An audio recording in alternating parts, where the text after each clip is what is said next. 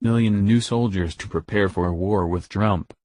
In the light of Kim Jong-un's threats to tame President Trump with fire last week, the North Korean army just received an additional 4.7 million troops. Millions of young men and women have rushed to the recruitment booths, brainwashed into thinking that their leader is the good guy. Tensions are at an all-time high between President Trump and North Korea, as the war of words continues to blaze on. The UN tried imposing sanctions onto North Korea, and that didn't stop them from pursuing their nuclear weapons program. South Korea and Japan have displayed military might in an attempt to intimidate them. It did nothing. The United States has also issued sanctions onto North Korea, which coupled with the UN sanctions has sliced their country's trade by nearly 70%, and yet still, the tyrannical mini-monster Iran is too stubborn to be tamed. As President Trump said, it may appear that North Korea only understands one thing. USA Today reports.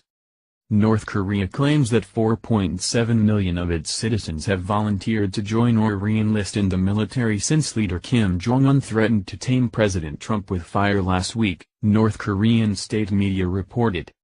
Millions of young men and 1.22 million women said they wanted sign up to counter the U.S. since Friday, the Rodong Sinmun newspaper reported. Pyongyang has previously claimed that North Koreans have volunteered to join the military as part of propaganda campaigns to boost solidarity, according to South Korean news agency Yonhap.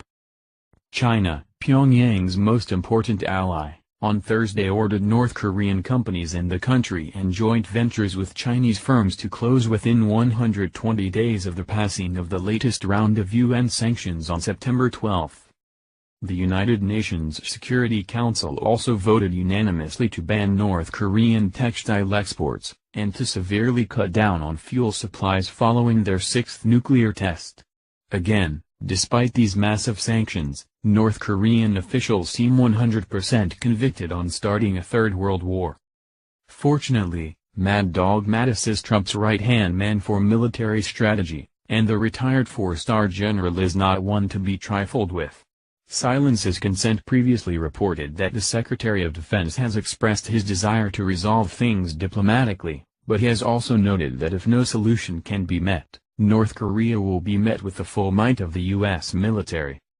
The no-bones general is known for his direct and surgically precise style of both speaking and waging warfare, hence his nickname Mad Dog.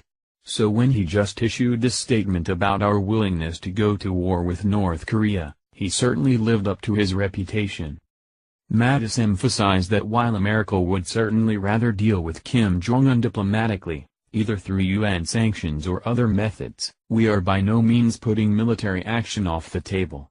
He stated that the goal is to keep the North Korean crisis in the diplomatic realm as long as possible, urging that America and its allies should try to find a way to solve this diplomatically. Joseph Dunford, chairman of the Joint Chiefs of Staff, explained our strategy in depth during his press conference earlier today. When Secretary of State Rex Tillerson came in last year, people told him that there were two things he couldn't do anything about, Dunford said. One was that nuclear weapons were inextricably linked to the survival of their regime in North Korea, they wouldn't trade away nuclear weapons. The second is that China wouldn't cooperate.